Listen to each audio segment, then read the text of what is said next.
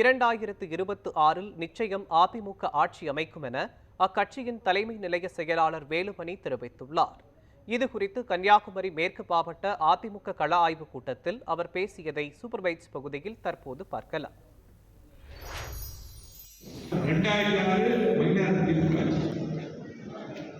இப்பவும் பாத்தீங்கன்னா இன்னைக்கு 2021 கரெக்டா சரியான வாக்கு சதவீதம்னா 1.5% தான், 3% இருக்கும். ஆனா சில தொகுதி கூட்டணி கட்சிகள் தொகுதியெல்லாம் பெரிய விதத்தில் வெற்றி பெற்றாங்க.